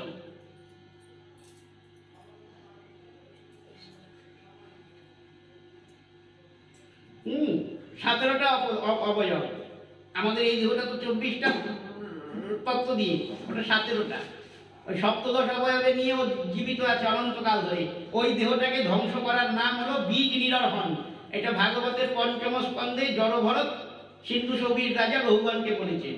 ওই দেহটাকে বিনাশপ্রাপ্ত করতে গেলেই তোমার মুক্তি। ওটাকে যদি পারো ধ্বংস করতে, সেই দিন আর তোমার জগতে আসতে হবে না। ওটা যতদিন থাকবে ততদিন তোমাকে আসতে হবে। এটা গীতায় বলেছেন না ভগবান, বাসাংসি জীর্ণানি যথা বিহায়, বাসাংসি জীর্ণানি যথা বিহায়। বিহায় মানে ত্যাগ করা, বিহায় মানে ত্যাগ করা। বাসাংসি জীর্ণানি, পুরাতন বস্ত্র আমরা যেমন ত্যাগ করি, নতুন বস্ত্র ধারণ করি, আত্মাও সেমন পুরানো দেহ পরিত্যাগ করে নতুন দেহ ধারণ করে। ওই সূক্ষ্ম দেহর কারণে হয় সেটা সম্ভব হয়, ওই সূক্ষ্ম দেহটার কারণে। এই জন্য আমার এই জন্মের যে কর্মফল আমি পরজন্মে ভোগ করি, অন্য কেউ না। কারণ ওই সূক্ষ্ম দেহটা যখন এই স্থূল দেহকে ছেড়ে যায়, তখন ওই সূক্ষ্ম দেহের পিছনে পিছনে আমার এই দেহের দ্বারা কৃত যে কর্ম, সুকর্ম এবং কুকর্ম দুটোই যায় পেছন পেছন, এবং ওরাই দেহ প্রাপ্ত ঘটায়। তো যাই হোক, এই সমস্ত কথা শ্রোতা বন্ধুদের খুব একটা রুচিকর হয় না। যেখানে প্রসঙ্গে ছিলাম, ভাব ভক্তি। প্রথমে হবে শ্রদ্ধা, সাধু শাস্ত্র গুরু বাক্যে বিশ্বাস, তার নাম শ্রদ্ধা। শ্রদ্ধার পরে হবে সাধু সঙ্গ মানে গুরু সমাশ্রয়, কৃষ্ণ মন্ত্রে দীক্ষা। কৃষ্ণ মন্ত্রে দীক্ষাটাই দীক্ষা, অন্য কোনো মন্ত্রের দ্বারা দীক্ষা নিলে সেটা করিতে অন্তত চলবে না। যাই হোক, ওই গুরু সমাশ্রয়কেই বলা হয়েছে সাধু সঙ্গ। তারপর হবে ভজন ক্রিয়া, গুরুদেব যেভাবে ভজতে বলবে সেইভাবেই ভজন করতে হবে। এই ভজন যেমন হবে অনর্থ তেমনি নিবৃত্তি হবে। অনর্থ মানে হলো কৃষ্ণ পাদপদ্ম পেতে দেয় না এমন যে সমস্ত জিনিসগুলো, সেগুলি অনর্থ। অনর্থ নিবৃত্তি যেমন যেমন হবে, ঠিক সেইভাবে নিষ্ঠা ভক্তির আবির্ভাব হবে। নিষ্ঠা মানে কি? নিষ্ঠা মানে স্থিতিশীল অবস্থা। নিষ্ঠা মানে হলো স্থিতিশীল অবস্থা। এই যে আমাদের মন, আমরা গৌর গোবিন্দের ভক্তি করি এবং নিজেদের ভক্ত বলে মনে করি ঠিকই, কিন্তু বিপদাপন্ন হলে আমরা তখন অন্য কিছুর আশ্রয় গ্রহণ করতে যাই, নিদান নেই না। অসুখ বিসুখ হলে কি আর ভরসা থাকে? তখন সাধুগুরু বৈষ্ণবের চরণে থাকে না, তখন সেই বিশ্বাসটা টলমাটল হয়। কারণ নিষ্ঠা ভক্তির আবির্ভাব হয় নাই। নিষ্ঠার পরে হবে রুচি। রুচি মানে কি? এই যে আমাদের কৃষ্ণ সম্বন্ধে বেশিক্ষণ ভালো লাগে না, কৃষ্ণ বিষয়ক বেশিক্ষণ ভালো লাগে না। ও যত যাই বলো, ভালো লাগে? একটা সময় আছে মশাই, সব সময় খালি ভাগবত ভাগবত ভাগবত, হরিনাম হরিনাম হরিনাম, খেয়ে কাজ নাই না। সব কিছুর একটা সময় আছে। এখন আমার বয়স হয় নাই, তুলসীর মালা গলায় দেবো, হাতে হরিনামের মালা নেব, বয়স আসুক তারপর করবো। বয়স হয় নাই, এখনো বয়স হয়নিও না। ভজন সাধনের রক্তভাগ বয়স হয়নি, তিলক কাটার বয়স হয়নি, তুলসীর মালা ধারণ করার বয়স হয়নি। বয়স কত? এই তো 55-56, বয়স হয়নি। আরো বয়সের দরকার। ওই বয়স করতে করতে দেখা যায় যখন খাটিয়ার বাঁশের মাথায় শোয়া হয়, তখন একজন কেউ এসে একটা তিলক কেটে দেয় বা তুলসী চোখে দিয়ে দেয়, ওই বয়স, বয়স পেয়েছে। ওরকম করলে হয় না। কৌমারে আচরেত প্রাজ্ঞ ধর্মান ভাগবত আনিহ। কৌমার কাল থেকে মানে 5 বৎসর বয়স থেকেই ভক্তি ধর্ম জাগরণে রপ্ত করতে হয়, শিখতে হয়। কারণ নিঃশ্বাসং নহি বিশ্বাসং গদারুদ্ধ ভবিষ্যতি। জগতের সবাইকে বিশ্বাস করো, একমাত্র নিঃশ্বাস মহাশয়কে বাদ দিয়ে। ও গদারুদ্ধ ভবিষ্যতি, যখন তখন বন্ধ হয়ে যাবে। হ্যাঁ, যখন তখন বন্ধ হয়ে যাবে। তাই আবাল্লাহ জপতব্যম এবং হরের নামই বটেই বলম। তাই ছোটবেলা থেকে হরিনাম জপতে থাকো, কাজে দেবে। যৌবনে কৃষ্ণ ভজে কৃষ্ণ পাওয়ার আসে, বার্ধক্যে কৃষ্ণ ভজে যমেরও তর আসে। বুড়াকালে যে কৃষ্ণ ভজন হয়, এটা যমদণ্ডের ভয়। আর যৌবন থাকতে থাকতে যে হরিভজন, তা হরিপাদ পদ্ম লাভে সহায় হয়।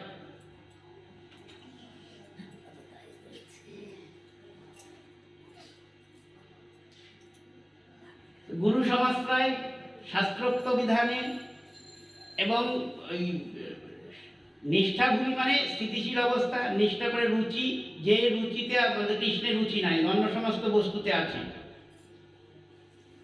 দেখবে সব কথা মনে থাকে। ওই যে সন্ধ্যাদিকে জিজ্ঞাসা করো, রানীতে কি হয়? রানীতে সিরিয়াল রানী, উষা দিয়ে আবার জগদ্ধাত্রী।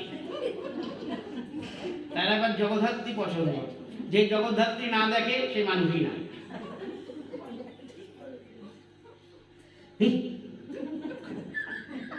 একটাই সিরিয়াল জগদ্ধাত্রী, এরকম হয়। আর যখন সিরিয়ালের আলোচনা হয়, মনে হয় ওটা ওনাদের বাস্তব জগৎ। ওগুলো তো মাইক জগতের বিষয়বস্তু, সুতরাং তাড়াতাড়ি ওই সঞ্চার হয়ে যায়, তাড়াতাড়ি সঞ্চার হয়ে যায়। আর এগুলো তো অমায়িক বস্তু, আমাদের এই জড়দেহ জড়বুদ্ধি, তার মধ্যে সচ্চিদানন্দের কথাটা কিভাবে সহজে ধরবে? আরো বলি তো ধরে নিয়ে যায় তো ভালো লাগে বেশি, তাই এটাকেই বলা হয়েছে কৃষ্ণে অরুচি। এই রুচিটাই হবে ওই স্থিতিশীল অবস্থা, হ্যাঁ, যে নিষ্ঠা, নিষ্ঠা ভক্তির পরে ওই ভক্তিগুলি কিন্তু পাক হচ্ছে আর নামগুলি আলাদা হচ্ছে। নিষ্ঠার পরে হবে রুচি, তখন কৃষ্ণ ছাড়া আর কিছুই ভালো লাগবে না রুচি ভক্তিতে। রুচি ভক্তি, ওই রুচি নামক ভক্তি ভূমিকায় সাধক ভক্ত যখন অবস্থান করে, তখন তার কৃষ্ণ এবং কৃষ্ণ সম্বন্ধীয় ব্যাপার স্যাপার ছাড়া আর কিচ্ছু ভালো লাগে না। তারপরে হয় আসক্তি। রুচি ভক্তি আর আসক্তি ভক্তি, এই দুটো ভক্তির মধ্যে পার্থক্য হলো একটা ভজন বিষয়া আর একটা ভজনীয় বিষয়া। এই আসক্তি ভক্তিটাই হলো সাধন ভক্তির চরমতম দশা, সীমা বলা যায়। তারপরের যে ভক্তি ভূমিকায় সাধক ভক্ত অবস্থান করে, সেই ভূমির নাম হলো রতি বা ভাব ভক্তি। এই ভাব ভক্তি গাঢ় হলে প্রেম হবে, আর প্রেম আসলে চিত্ত দ্রব হয়ে যাবে। সেই চিত্তকে তখন রূপ গোস্বামীর ভাষায় বলতে গেলে বলতে হয় মমত্বাতি স্বয়ংজিত। ওই চিত্তটার নাম হয় তখন প্রেম আসলে, ওই চিত্তটার নাম তখন দিয়েছেন রূপ গোস্বামী। কিরকম চিত্তটা হয়? মানে মমত্বাতি স্বয়ংজিত, অতিশয় মমতার দ্বারা রঞ্জিত, ভগবানের প্রতি মমতা। ভগবান আমার, এই বাক্যটা তখন সিদ্ধ হবে, ঠিক হবে, কায়িক বাচিক মানসিক ত্রিবিধ হবে। তার আগে বলা ঠিক হবে না। তার আগে সব নিতাই চাঁদের, এই কথা বললে ওটা ওপরের কথা হবে, ভেতরে সব আমার। ওপরে সব নিতাই চাঁদের, ভিতরে আমার, এরকম হবে। কিন্তু ওই প্রেম দশায় সেটা হয় না, সেটা সব যে নিতাই চাঁদের সত্যিই বলা হয় তখন। তাই বলছি, যদি কেউ জিজ্ঞাসা করে আমার অন্তরে প্রেম আছে কিনা আছে, সেটা আপনি বুঝবেন কিভাবে? মানে প্রেমের দরকার নাই, প্রেমের যে আগের যে অবস্থাটা, তাকে বলা হচ্ছে রতি ভক্তি। এই রতি ভক্তির 9খানা লক্ষণ শাস্ত্রে বলা হয়েছে, সেটা দেখা যাবে। কি? খান্তির অবার্থ কালত্তম বিরক্তির মান শূন্যতা, আশাবদ্ধ সমুৎকণ্ঠা নাম গানে সদা রুচি, আসক্তি স্তদ গুণাখ্যানে প্রীতিস্তদ বসতি স্থলে ইত্যাদয় অনুভাবা সূর্যাত ভাবাঙ্কুরে জনে। ওই ভাব ভক্তি যখন আসে অন্তরে, তখন এই 9খানা অনুভাব মানে লক্ষণ সাধক ভক্তকে দেখা যায়, সাধক ভক্তের মধ্যে। তখন আর ভক্তকে মুখে বলতে হয় না আমি ভক্ত, দেখো। তখন তাকে দেখেই সাধারণ মানুষ বুঝতে পারে। যে ভক্তি বিষয়ক কিছু জানে না, সে পর্যন্ত ওই ভক্তের সংস্পর্শে আসলে বুঝতে পারবে ভক্তি কি বস্তু। যেমন কোন রমণী যদি অন্তঃসত্ত্বা হয়,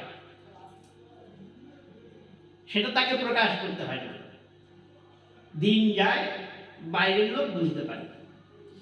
ঠিক তেমনি প্রেম লাভের আগের যে অবস্থা রতি বা ভাব ভক্তি, সেটা আসলে আর মুখে প্রকাশ করতে হয় না, সেগুলি বাইরে থেকে কিছুটা বোঝা যাচ্ছে। কি? প্রথম হলো খান্তি, প্রথম লক্ষণ।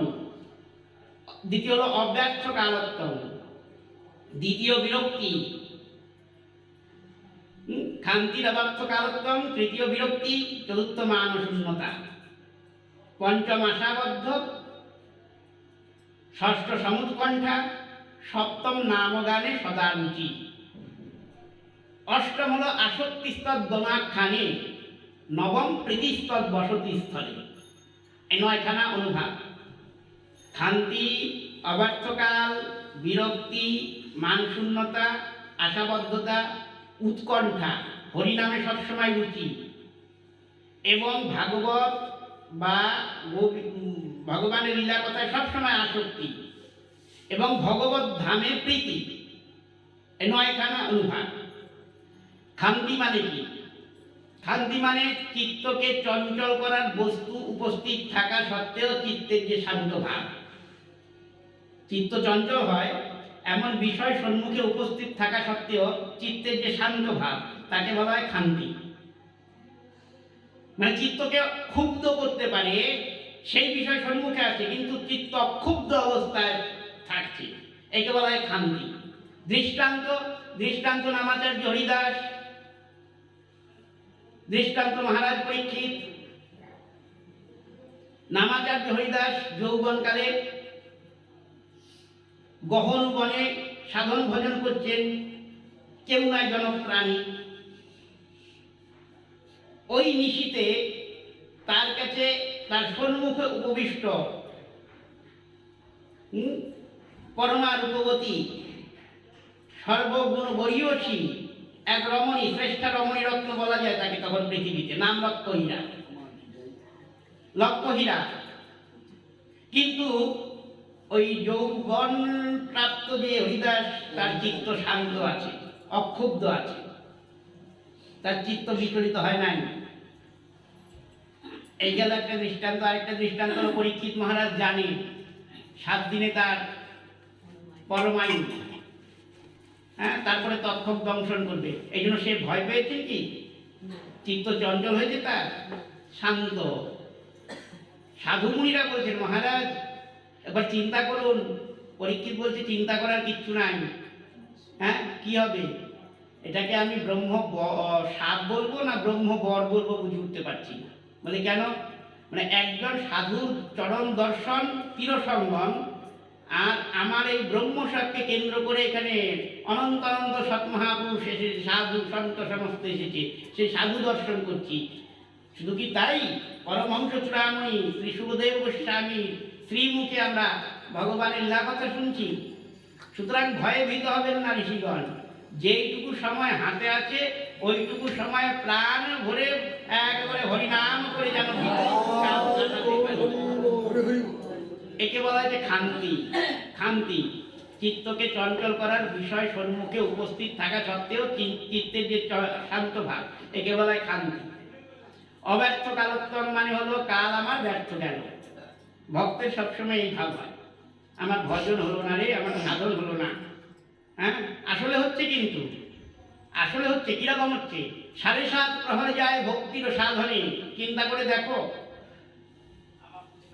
প্রকৃত ভক্ত সে জীবন যাপন করছে কি হবে? 7.5 প্রহর যায় ভক্তির সাধনে। একদিন হয় কত প্রহরে? কত প্রহরে একদিন হয়? 8 প্রহরে। কে বলে 24 প্রহর? 24 প্রহর, 8 প্রহরে একদিন হয়। তাহলে 7.5 প্রহর যায় ভক্তির সাধনে। যারা ভক্ত, প্রকৃত ভক্ত, 7.5 প্রহর যায় ভক্তির সাধনে। আবার যেটুকু সময় থাকলো রাত্রে শোয়, ওই শয়ন করে তারা কি করে?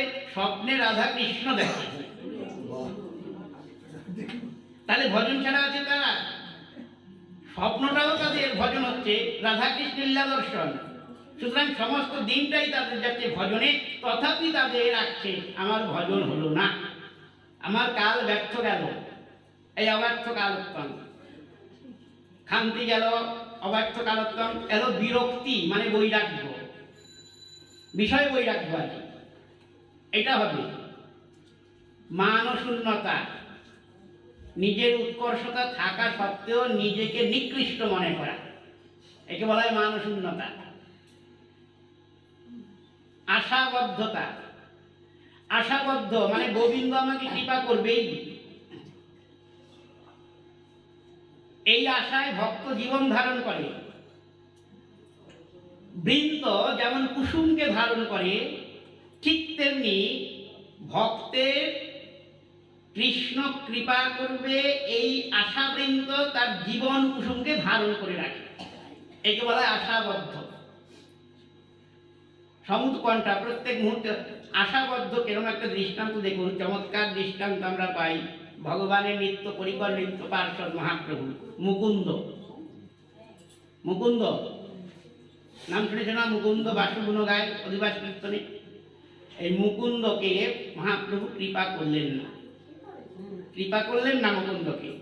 সবাইকে ভক্তি দিলেন, মুকুন্দকে দিলেন না। সব ভক্তেরা মহাপ্রভুর চরণে নিবেদন করে, প্রভু ও কি করলো অপরাধ, ওকে কেন বাদ দিলে তুমি? মহাপ্রভু ঘরে বসে আছে, মুকুন্দ বাইরে। মুকুন্দ শুনতে পাচ্ছেন, সমস্ত ভক্ত মহাপ্রভুকে তার হয়ে অনুরোধ করছেন কৃপা করার জন্য।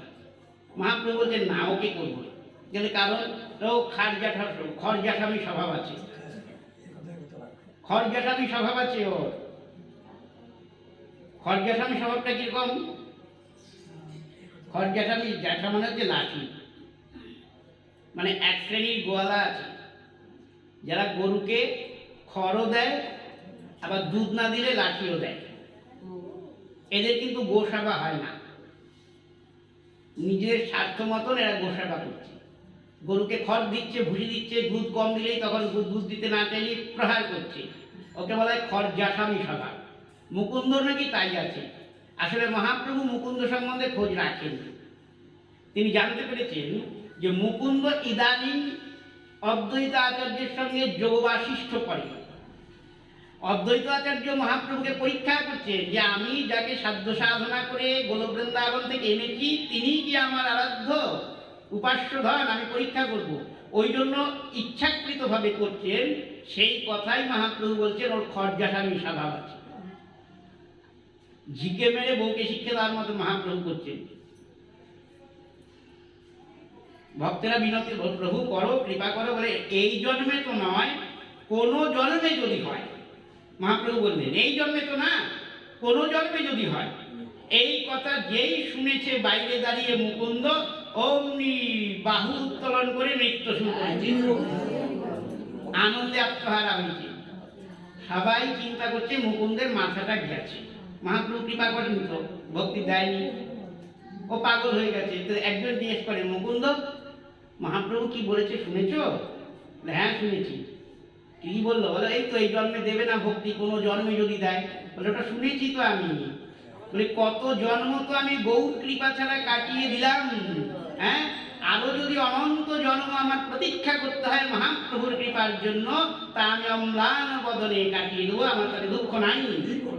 কারণ মহাপ্রভু তার বলে নাই ওকে কৃপা করব না, তিনি বলেছেন কৃপা করব, করব, সে যখন খুশি তখন করবে।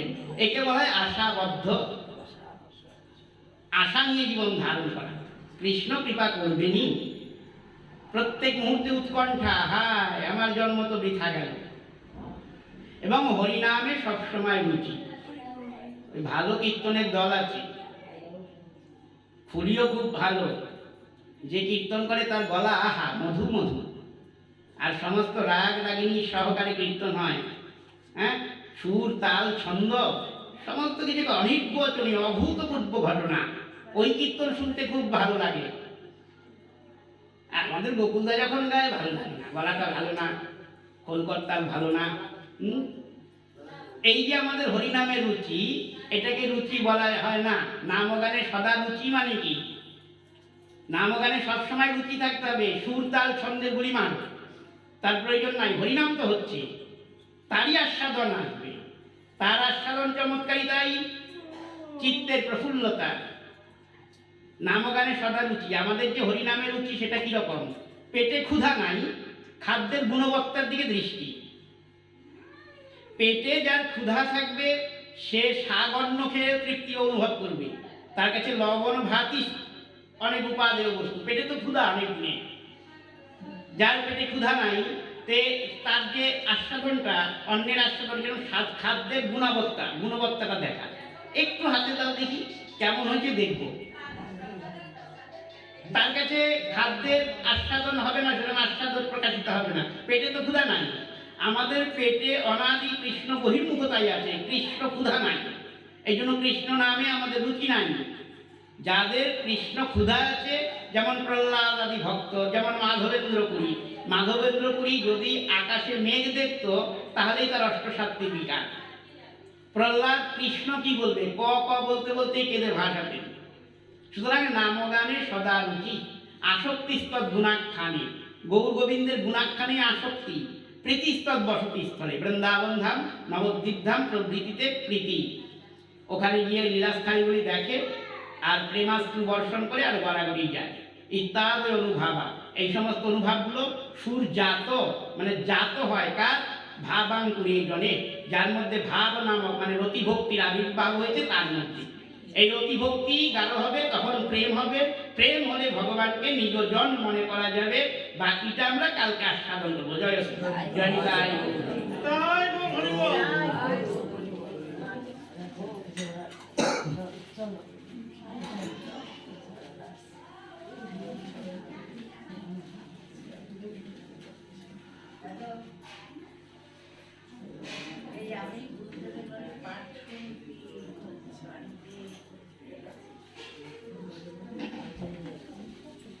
গোবিন্দ হরে গোবিন্দ হরে